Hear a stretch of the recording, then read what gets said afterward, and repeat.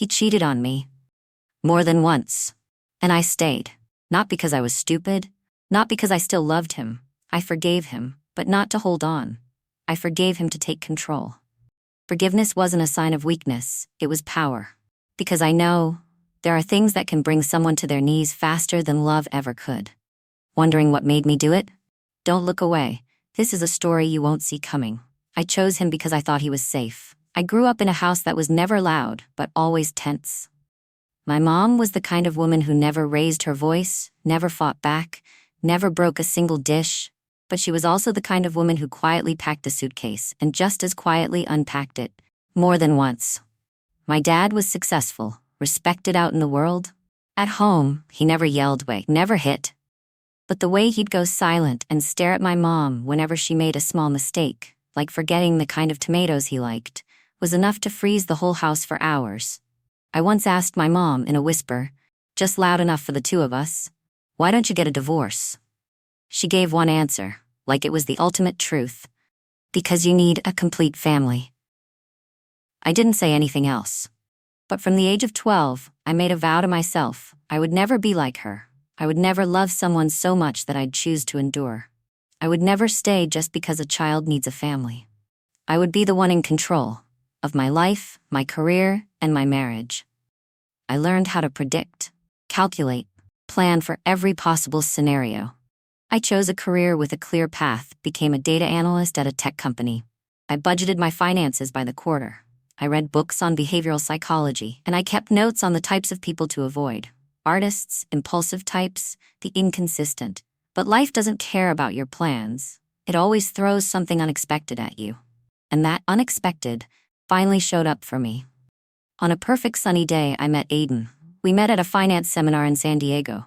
At first, I barely noticed him. My head was filled with charts and slides about long-term investments. But I noticed when he took the stage, the way he walked, unhurried but perfectly paced. His words short, sharp, no fluff, no vagueness. Every sentence felt like it had been tested before it left his mouth. At the networking check-in area, he stood next to me. He didn't start a conversation too quickly. No jokes to break the ice, just asked where I worked, how long I'd been doing it. Straightforward, a little cold, but I found it comforting, predictable. 3 days later, I got a text from an unknown number. "Friday night, if you like Italian, I know a good spot." No emoji, no small talk. I smiled and said yes. We started dating regularly. No surprise calls at midnight. He was never late. Every time we met, he suggested a restaurant, picked the time, usually made a reservation. I didn't feel butterflies, but I felt safe. No guessing how he'd react. No checking my phone at 2 a.m. wondering where he was or what he was doing. Aiden worked in auditing, or as he put it, a job where you spot other people's mistakes without ever revealing your own. He liked structure. His closet was a lineup of light blue and white dress shirts. His morning routine never changed. 6:30 run, 7:15 make breakfast, out the door by 8. Never a minute off. I'd dated the spontaneous ones before. An artist who once took me to a hilltop at midnight just to listen to the wind. A musician who disappeared for 3 days with no explanation. I loved them, the kind of love that made your heart race and your chest shake like a drum. And I also fell apart because of them. With Aiden, my heart didn't race, but I wasn't afraid it would break either. We didn't fight, no jealousy, no checking each other's phones. Everything stayed inside the safe zone I used to long for. When Aiden proposed, I didn't cry. There was no surprise party, no fireworks, no romantic setting, just a quiet evening after dinner, when he handed me a small box and said, "I think we'd make a good team." I smiled, not because I was emotional, but because it made sense. The wedding happened within 6 weeks. No drama, no pushback from either family. Everything followed the timeline. I picked a dress from a minimalist collection. He chose a tailored suit from the same shop he'd gone to for 5 years. We felt more like 2 partners launching a company than 2 people about to spend their lives together. After the wedding, life played out like a scheduled agenda. In the mornings, I made eggs, he blended smoothies. Weekends, we went grocery shopping with a checklist. Anniversaries meant exchanging exactly the gifts we'd hinted at in advance. From the outside, people would say, "What a solid couple." And maybe they were right. But a part of me, The part that used to watch my mother in silence kept whispering a question. Is stability really enough? I never asked him that, because I wasn't sure I wanted the answer. I didn't choose him out of passion. I chose him because I thought I could predict his every move. I used to think stability was what I needed. But stability doesn't always mean honesty. The unfamiliar perfume showed up for the first time when I hugged him from behind after a late workday. A strong, sweet vanilla scent, not something I wear, and not anything I'd ever noticed in his closet. I asked, and he said it was the air freshener at his new office. I gave a small smile, didn't react. But in my mind, a question mark quietly appeared. A few days later, he came home late, said there was a retirement party for a coworker. I ate dinner alone, washed the dishes alone, still said nothing. But I started noting the small things. The time he left the house, which shoes he wore, the wrinkle at the collar of his shirt. I didn't check his phone. I didn't need proof. I just needed enough pieces that didn't fit. And more, I started realizing he no longer fit into my life the way he used to. A week later, I got a call. Unknown number. On the other end, a young woman's voice, fast, shaky, like she was afraid she'd change her mind if she paused. I'm sorry to call. I think you need to know this. I'm pregnant with your husband's baby. I checked the time. 8:47 a.m. I was in an elevator on my way to the office. I didn't cry. I didn't ask anything. Just paused for a few seconds, then said, I already knew, but thank you for confirming. She went silent. I hung up, kept walking. That day I still worked a full 8 hours, turned in my report on time. No one noticed a thing. The truth is, I wasn't surprised. The only thing I felt was light. Like a weight in my chest had finally dropped. All the doubts, the second guessing, the mental checklists, now had an answer. Not the answer I wanted. But at least, it was the truth. When I got home, Aiden was sitting there reading emails, his face calm. I looked at him and said just one sentence. From now on, don't lie to me. He froze. But he didn't react like someone caught red-handed. He just let out a sigh. I'm sorry, I'll take care of it. I didn't ask with who. I didn't ask how long. I didn't ask for an explanation. I didn't care about the details. I just knew my role in this story had changed. I didn't pack a bag, didn't smash anything, didn't call friends to vent. I still cooked, still went to work, still kept my dermatologist appointment for Saturday. But inside, something had shifted. I started going to bed on time, worked out more consistently, changed my hairstyle, cut it short, wore red lipstick. I changed the small things. Not for him to notice, but so I could see I wasn't the same person anymore. I signed up for a boxing class, didn't tell him. Started taking personal finance courses. Aiden used to manage all the big expenses. Now I asked for full access. He looked surprised, but I just said, I need to understand more about our assets. I started speaking differently. Shorter. Direct. No more playful jokes in the evening. No more asking what he wanted for the weekend. I wasn't cold, but I stopped trying to keep things warm. One time he asked me, Are we still okay? I looked him in the eye and said, I think you know better than I do. He nodded. Didn't ask anything else. I don't know how long things lasted between him and the other woman. I didn't dig. I didn't care. Because what I was focusing on wasn't the relationship, it was me. I started noticing the little things I used to ignore. My nail polish color, the books I read, the personal interests I'd shelved because we didn't have the same taste. I listened again to the music I used to love, the songs Aiden once said were not the right mood. I went back to the dance class I took in college, a place where I could just be myself, no explanation needed. On nights I came home late from practice, I didn't give a heads up. I didn't ask for permission anymore. I was creating distance, not to punish, not to sulk, but to reclaim my own space. Aiden didn't try to forbid anything, didn't ask too many questions. He just started coming home earlier, started cleaning up without being asked. Maybe he realized I was slowly drifting away. But I didn't leave, not because I still loved him, but because I wanted to see who I was when I was no longer someone's wife. I wasn't clinging to the sense of safety he used to give me. Now I understood. I was the one who decided whether I stayed or left. Not because of family. Not because of fear. And definitely not because of that watered-down version of love I used to call stability. For the first time, I felt freedom inside the pain. And I knew, this time, the one who changes won't be him. My transformation wasn't loud. It started with small choices. A softer tone when Aiden was home, gentler words when he asked about my day, a polite smile when he told old stories that no longer made me laugh. I became the kind of wife society praises: gracious, composed, easy to be around, never demanding, never tense. But behind all that calm was a woman quietly rebuilding her life, on her own terms. By day, I walked out of our apartment with my hair tied back, red lips, and eyes that didn't flinch from anyone. I kept going to my boxing classes every Tuesday and Friday but switched to private training, where I could focus on my reaction time. I didn't care about punching harder or faster. I wanted to learn how to read the moment and strike when it mattered. I enrolled in an advanced investment course, joined a private forum for women in finance and tech.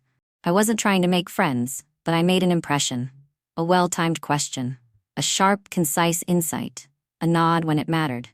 People started remembering my name, not because I was someone's wife, but because my perspective cut through. At home, I still cooked, even made the dishes he liked. I still asked how his day was, but never probed deeper. I still kissed him goodbye, but my eyes no longer lingered. I let Aiden feel like he was still the center of it all, while I quietly built my own solar system, one where no orbit revolved around him.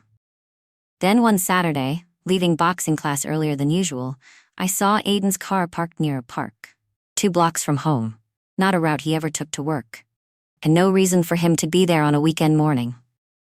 Especially not when he'd said he had an urgent investor meeting at the branch office. I planned to let it go, but something in me said, wait 5 more minutes. Then 10, and that's when I saw what I had always suspected, but still hoped wasn't true. Aiden was sitting in the car with a woman, not the one who'd been pregnant back then. This one was older, dressed in business attire, hair neatly tied back. She was laughing, leaning toward him, and his hand resting on her thigh didn't move away. I didn't take a photo, didn't walk over. I just stood behind a gray SUV, far enough to stay hidden, close enough to remove all doubt. I left after 2 minutes, long enough to remember what I saw, but not long enough to let it turn into hate. When I got home, Aiden had his headphones in, eyes locked on his computer screen. I walked past him, set down my bag, smiled lightly. "What do you want for lunch?" He took off his headphones, a bit surprised to see me back early. But I didn't leave space for questions. I just walked into the kitchen and started slicing onions. I didn't ask, didn't confront. I've learned that anger only makes the other person cautious. What I needed was time and precision. I didn't need evidence in my hands. I needed leverage. I started quietly rearranging my schedule to meet with people Aiden never paid attention to.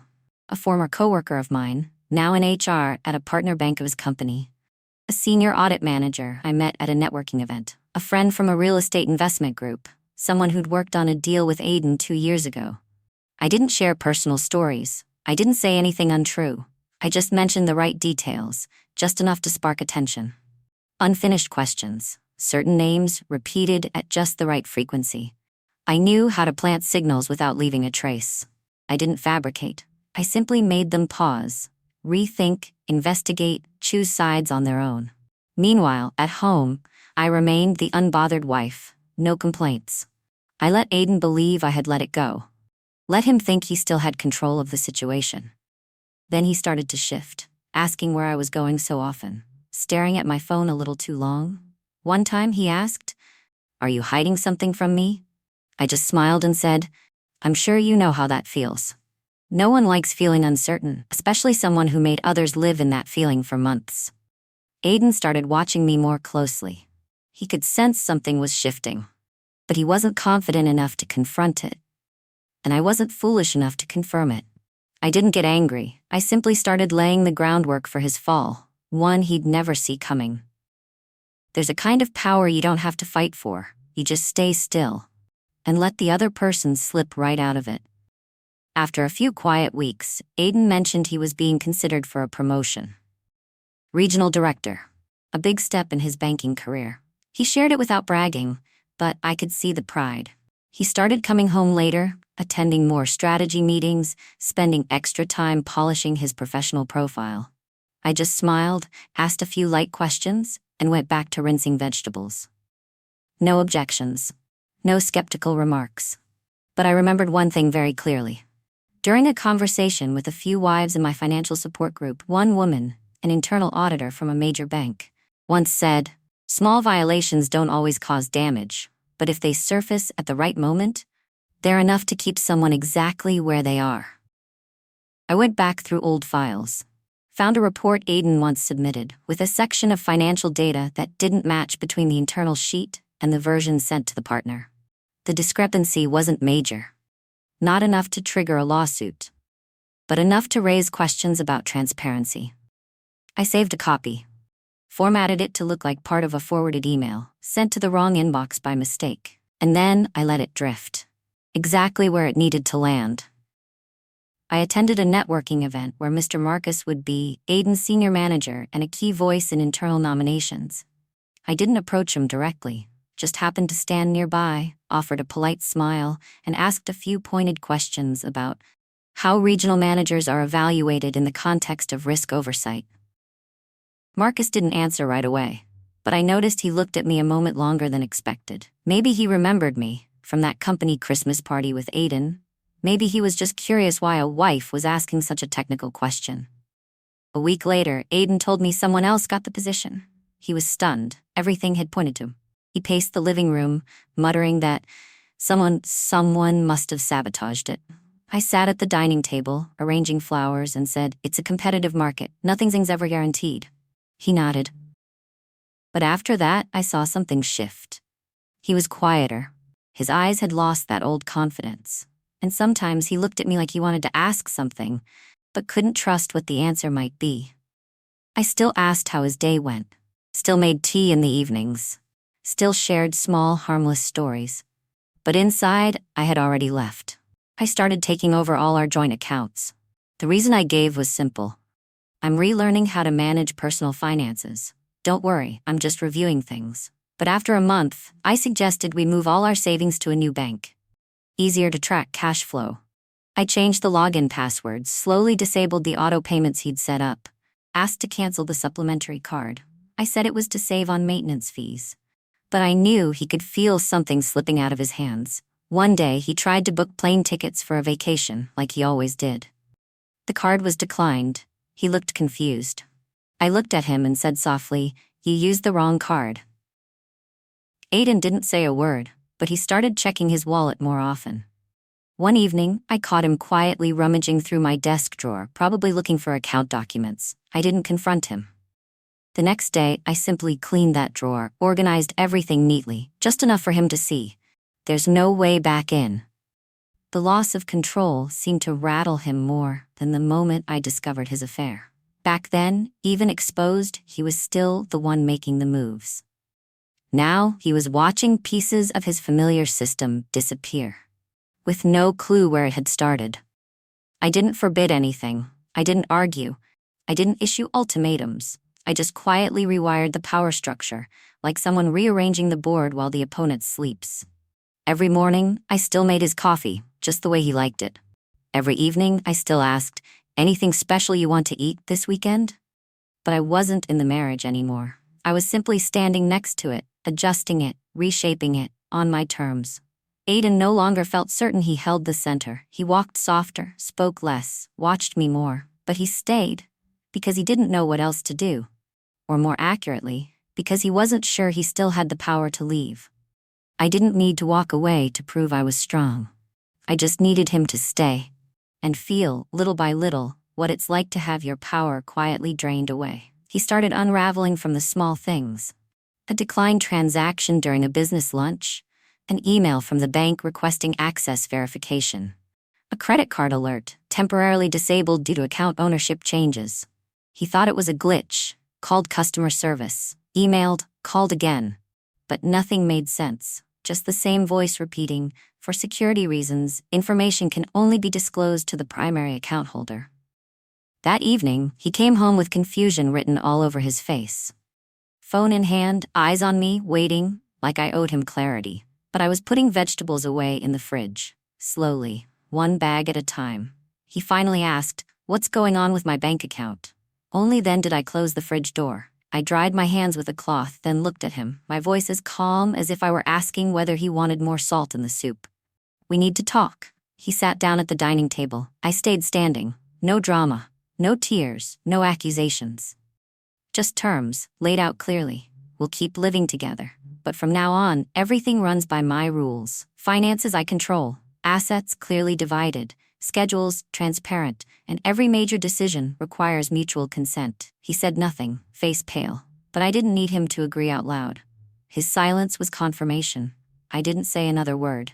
Just poured water into a glass and set it in front of him. The same way I had for years. Only this time, it wasn't an act of care. He didn't resist. He had no grounds to. He no longer held anything strong enough to bargain with. The things he once used as leverage, stability, trust, control, I had dismantled them, one by one, like pulling bricks from the very wall he built. I didn't ask if he still loved me.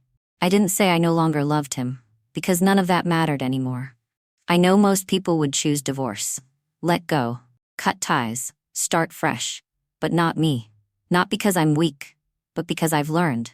Some things are punishment only when they're kept. Some people don't deserve to be set free. I kept him close, not as a husband, but as a living reminder of everything I had endured, overcome, and reclaimed. I still cooked, but I no longer asked what he wanted. I left a portion for him. If he made it home in time, he could eat. If not, it went to waste. I still handled the chores, but I didn't care whether he helped or not. No reminders, no expectations. I didn't need them anymore. I let him stay, in a space he once ruled, now reduced to an outsider. He walked softer, closed doors more quietly, dressed more carefully, like a guest in someone else's house. Sometimes I'd catch him watching me for a long time, while I read, wiped the counter, or just lay on the couch with my eyes closed. That look in his eyes, the confidence was gone, replaced by confusion. Sometimes sadness, but never resentment. I didn't need him to say I'm sorry one more time. I didn't need him to make it up to me. I just needed him to feel it. To feel every single day pass, knowing the woman who once looked back at him with trust in her eyes no longer looks at him that way. To feel what it's like to stand beside someone and still feel completely alone. To feel the weight of losing something he once assumed would always be there. Forever. I don't know how long this will last. A year, 5 years, a lifetime. I'm not counting. I don't need a plan anymore, because for the first time in my life, I don't need to control everything to feel safe. I just need to know that I've reclaimed the right to decide my own life. On my own terms. Did you like the way I handled him? If you did, drop me a like and hit that subscribe button. Or maybe you have a smarter way to deal with someone like my husband? Who knows? Your way might help someone out there. Let me know. Thanks for sticking around till the end of the story.